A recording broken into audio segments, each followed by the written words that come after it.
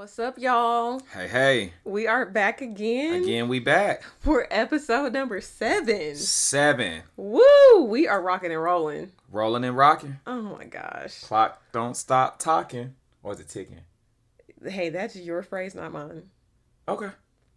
Where are we going today? We are going. Take me through there. Take me through there. I don't think that. No. That's what the kids do nowadays? We're not kids. We're old. Hey, speak for yourself, mama. What are you? A young Thundercat. Oh my gosh. All right, y'all. This is A to Z with Mario and Amy. Nothing's off limits. As if it ever was, will be, or has been. Let's go. So, for today's topic, I thought we could unpack something a little spicy. Oh. Yeah. Oh, you feeling enchilada-like. A little enchilada with some extra jalapenos on it. Oh, spicy margarita style. Okay. So, I wanted us to unpack if on-again, off-again relationships, is that a way of like love finding its way back? Or is that just like toxic attachment? Cool. Like, we together today, we not together tomorrow, we together when it sounds good. We just make up and break up all the time. Oh, that's some steam on my collar on that. I'm just... That's a topic there you picked. Well, before we give our opinions, I'm just curious. Sure. And the listeners will learn with me with this question. Be honest. Have you been in on-again, off-again relationships? In your past, prior to me, where we would just be on till we die. Since death do we part, so till we die. No, I have not been in on and off relationships. I have not. I've been in on and repeat relationships, but not what on and off. What is an on and a repeat? Because we're on, and then we pause, and then we hit play again, so it's on repeat. So like at the end, you do it, and then a song ends, and you got like that little loop, and we repeat. Now it may just take a minute for that song to end, but I wouldn't call it an on and off. I wouldn't call it an on and off. No, I'm a gentleman. We don't do on and off. So in your vocabulary, pause and stop aren't the same thing? Absolutely not. That's why they put 2 buttons on the tape recorder. That's why there is 1 button for pause, there's 1 button for stop. That's why they're not the same. Agreed. But at some point, pause does stop. No, because that's why there's a slow motion. What? It's layers to this. It's layers to this. Okay. This is me back in the day. I just feel like a pause is a form of a stop. I feel like stop. You know what? It's just. I think we got to dive into it. Okay. Because let's first start with a pause. Now, I will say this. For me personally, I don't do pauses. And the reason I don't do pauses is too much work. But you've done a pause before. No. You said... Let's stop. Let me finish. Whoa. Listeners, y'all heard what he said at the beginning, right? We're getting there. Okay. We're getting there. Okay. I don't do pauses. And what I mean by I don't do pauses is too much work. In short, if me and you decide to pause, we got to have a whole conversation of what we can do, what we can't do, what time we got to come in, what time we don't. So you never really get the chance to escape per se, or the chance to reset if we pause with so many regulations. Like, I'm sorry, if we're on a pause, I don't want to talk to you every day. No, you can't come over and Netflix and chill. I think that's what the kids do nowadays. No, we'll see you when we see you. Now, I don't mean that we stop talking altogether, but I think in order for you to truly miss what you believe you don't need, it has to first go away for a little while. So I'll defer to you. Okay. What are you deferring to me? I'm deferring to you. Do you agree with the definition of, or the insignificance of, a true pause? Yeah, I think pauses are weird. Okay. I've never paused. Okay. I've also not had an on-again, off-again relationship either. Wow. Yeah. Wow. We were just either on or we were off. And the off, we didn't repeat. There was no repeat. Okay. Okay. That's interesting. Yeah. So I will say, and I know why we using this word pause, listeners. That's a There's a whole nother topic about pauses. But no, we can go into it. Yeah. So Oh. in my past life, there is someone that we reference as a pause. This is The the pause. pause girl or the pause woman, should I say. But it wasn't necessarily a pause in the relationship as far as attraction per se. It was a pause from a dynamic of giving her time to get herself together. So I think when we talk about pauses, it's different levels of it. You got to pause, at least for me. You can have a pause where the relationship is just shit. It's just sour. We need a break. I'm not sure if I still want this, but I'm not 100% sure I don't want this. Let's pause, reevaluate. Then you got some, in my opinion, where at that season in my life, I knew what I want. I'm in law school. I'm moving forward. And the person feels like they're getting left behind. And that's something internally that they have to deal with that I'm not able to pull them out of. So you give that person grace and say, well, you know what? I'll say what everybody's thinking, but don't want to say. Let's take a pause. A pause for you to reset and evaluate what you feel you're bringing to the relationship. Is it of value? And if not, what can you do about it to increase it? And I believe that's where the whole my past with the pause came from. It truly was from that. It baffles me that you called her the pause, but it was so funny. Yeah, she was the pause. She was the pause. Because ultimately, in that situation, I believe there was more pressure that she put on herself to keep up with where and what I was doing as it relates to law school and working multiple jobs and all of these things. And I didn't apply that pressure. I wanted her to go on her journey and do whatever she felt like she needed to do. My grind, my hustle doesn't have to look like everybody else's and vice versa.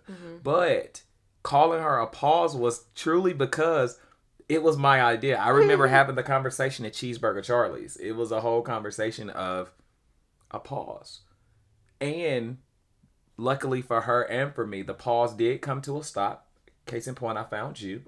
And I don't know what she found, but I can't. It wasn't you. Yeah. But to our listeners, I'm one that feels like in relationships, you have to remain in touch with yourself. But at the same point, you got to be observant of your partner.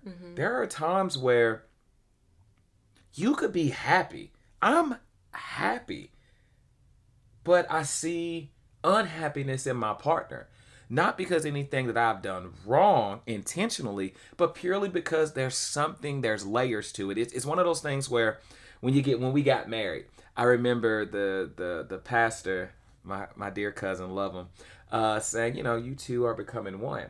And me and you talk about this often because I truly do believe that's an asterisk by that. It's two becoming one in this season of marriage. But Amy can't lose Amy because Amy was Amy before she ever got married. And if there's ever an expectation with a relationship or a marriage that, well, we're one now. No, I don't want to be one. I don't want to be Amy. I don't really want to walk in Amy's shoes. Amy don't want to walk in these size 13s. But where can we marry the two and help each other? But ultimately, in that situation, there was a lot of pressure to keep up by the pause. And that resulted in you coming into my life shortly thereafter. But I do agree with you. On and off relationships can be tricky. I truly believe it's a lot of work. And I'm going to give you a secret, listeners. I'm just going to pull the cat out the bag. I may lose my G card on this. But it's harder for men. To do on and off again? To do on and off. Than women? Most would think that it's harder for women. And I could be wrong. It may be the same. Let me rephrase that. It's not easier for men to do it. Why? Contrary to popular opinion and what we see on TV and all this other kind of stuff where men are just, we good. You go do you, boo. I'ma do me. No. That's not the case for most men. And the reason being is that men, we don't realize more times than not everything we had until pieces of it is gone. That's number one. Number two, if it is someone that you truly care about, the one thing a man does not like to hear, does not like to wonder, is what that person is doing and who that person is with.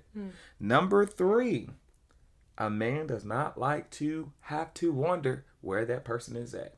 So I give this is not a Steve Harvey moment. This is from experience and talking with older friends, younger friends, being out and just hearing people talk. Ultimately, I believe even my male listeners would agree that men are cavemen in all regards, but we really are cavemen in our feelings. We want to be wanted. And when we're not wanted, especially like if you walk in this room and say, hey, husband, pause, I need to go find myself. I'm going to be like, well, go downstairs and come back up. Or go like walk around a corner and I'm going to come outside and say, are you found? No, I'm still not. Well, walk around again. But there is no such thing as you disappearing or you going off and being able to do whatever you want to do. And then you just wake up like that and say, you know what? You're the person I want to be with. And I think for a man, that's at issue because why did it take all of that? What did you do or didn't do or did do that led to you now all of a sudden realizing what is brought to the table? So I only can speak from experience, and it took a lot even for me to even suggest a pause. You know, for me to suggest a pause, I had ran out of options at that season in my life. And in full transparency, maybe I wasn't enough at that season in my life for the pause. But I'm grateful that I wasn't enough, because if I was enough, there wouldn't have been a pause, thus it wouldn't have been a you. Therefore, I stand 10 toes down that I did the best that I could. And I think ultimately, sometimes as well, we hold on to things that we should really let go. So a pause sometimes can be a way of, let me see your pinky. So it's a way of just like latching on, you know, like latching on. It's not hold my hand. Hold my hand. Don't be shy.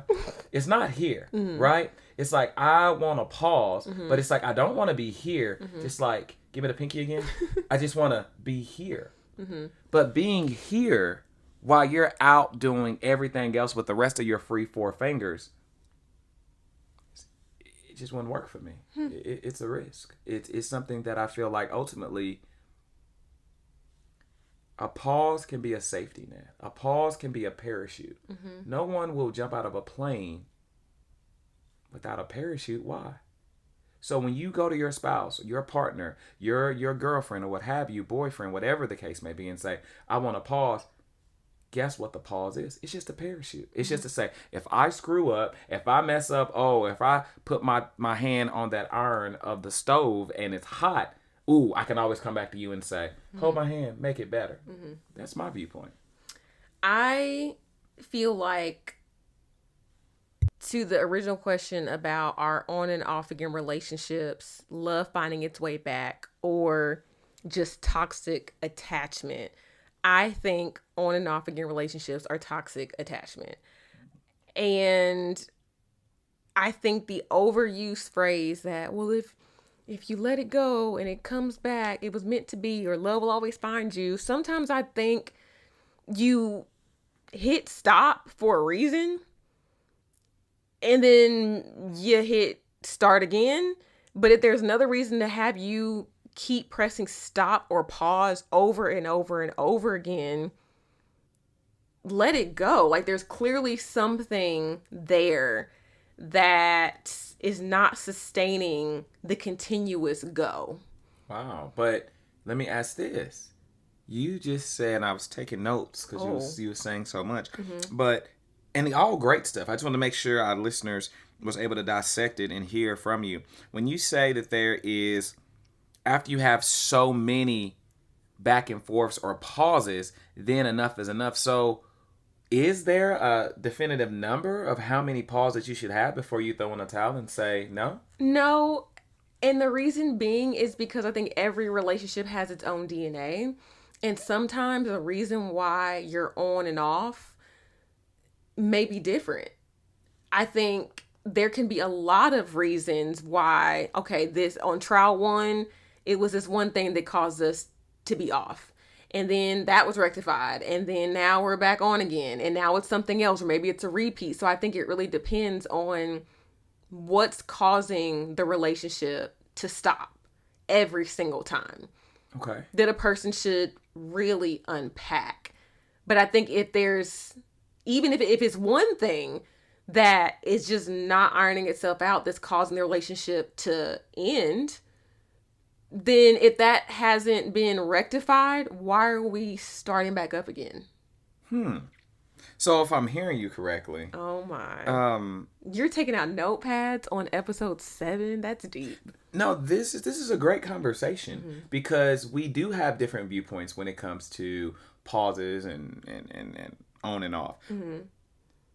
Growth. Let me put it this way: a rose did not start out as a rose, right? It started as a seed, had to be watered to get sunlight, etc. Is it fair to say that if you expect to just go out here, I'm gonna call it the man garden, and just pick you a great rose of a man, is that realistic, or are you really picking a rose that you are wanting to intertwine with to grow into a beautiful dozen of roses, so to speak, right? Because when we talk about it being toxic, I look at it as, to your point, it's based on what the pause or the on and off is for, what that reasoning is, but progress may lead to it being an on. Regression may lead to it being an off. So at what point is it truly toxic? Can we really say with absolute certainty that having an on and off relationship is toxic, or based on my notes here, swipe, based on my notes, it's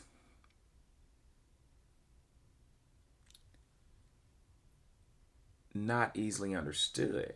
What's not easily understood? It's not easily understood because who are we to say that a relationship is toxic versus it not being toxic? I've talked to tons and been a part of tons of conversations where I don't view it as toxic, right? I'm just like, what works for you guys? For some reason, it just works. There are male friends I have that don't want to be in a committed relationship. Don't want to be. The minute commitment creeps up too much, guess what they do? Push it off, find an issue, look for an issue. And there's female friends that I have that want a commitment, but feels like it's always something wrong with them because the guy has brought something up. But oh no, he didn't call it off, Mario. So don't think bad of him, or she didn't call it off, Mario. Don't think bad of her. It's just we working on ourselves. But then we peel back that layer, and it's all these different rules that comes with that. So to your point, at what point is it toxic?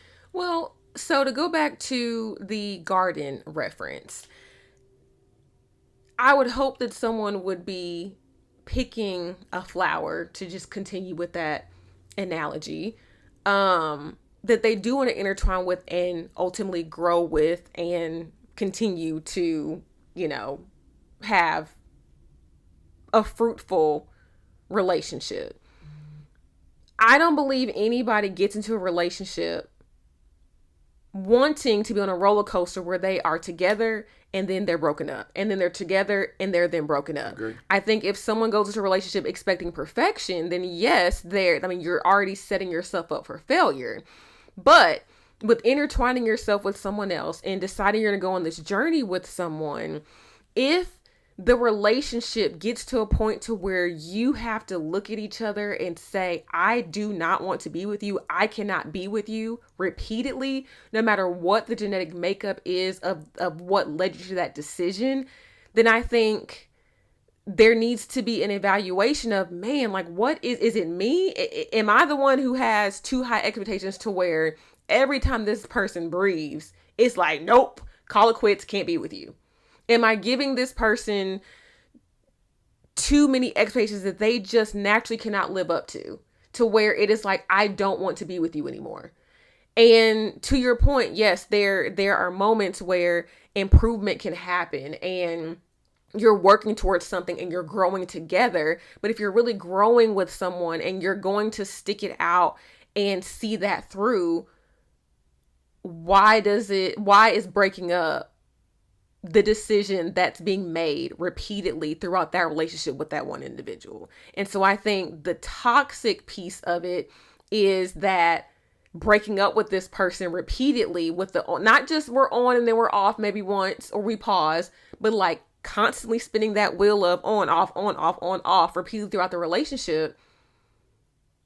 Something's not right with the ingredients and with this mixture, to where maybe we just need to go our separate ways instead of trying to fit a circle in a square cutout. Like maybe this just isn't it. But maybe the familiarity and like, oh, but we did spend so much time or we did do that, keeps people trying to mix oil and water, knowing that it just won't mix. I agree with that. I think hearing you unpack it, it does sound a lot better than in the beginning. Because in the beginning, it was like, on and off, so toxic. I'm like, well, no, not necessarily. There is growth that sometimes can take place together. Mm-hmm. And then there's growth that needs to take place individually. And sometimes that individual growth may be me stepping. If I'm trying to learn how to be a better provider for you, I can say I may have to step back. And not just back from, oh, I just got to go in the other room. But I need to be without you while I go and figure this thing out, because ultimately there is no manual on how to be a better provider. Mm-hmm. But it's not fair for you to put your life on hold and wait for me to figure it out. It's like, let's move forward and let you continue to thrive. And I'm going to thrive in my way while working towards getting to a point where I feel as if I am at a point where I can be what you need me to be. Mm-hmm. I also would offer that sometimes I believe we put too much pressure on ourselves. We put a lot of pressure on ourselves to throw in a towel, say pause, say I need a break, because we believe that we're doing our other person a favor. So I agree it can be toxic if you're saying, well, I'm doing this for us. I'm doing this for you. Well, if you're doing it for us and you're doing it for me, I would gladly appreciate if you ask me first. Mm-hmm. Because more times than not, there's not many that I've encountered where both are on the same page that we need a pause. Mm-hmm. We need a break. Most of the time, it's just one person. And for whatever reason, that one person feels that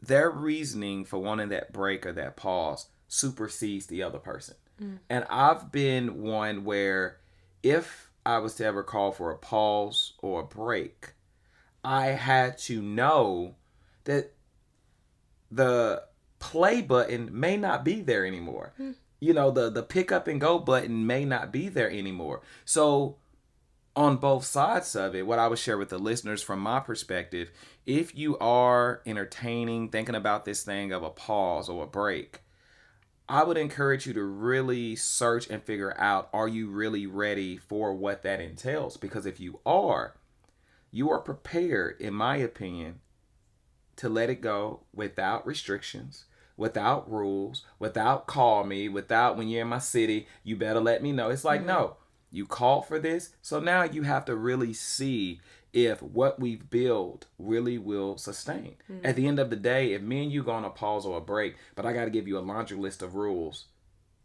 is that really a break? Is that really a pause? Or is that a chance just for you to go do whatever you feel like you need to do while dragging me along? Mm-hmm. So it can become toxic. I agree with you in that manner. Luckily, mine didn't become toxic. It was just a exit. It was definitely an exit, and it was a not a prompt exit. So I think that's another conversation to have, is that what is considered off? How long is off, and how long should off occur before you're back on? Because does the clock reset every time you go from being off to being on?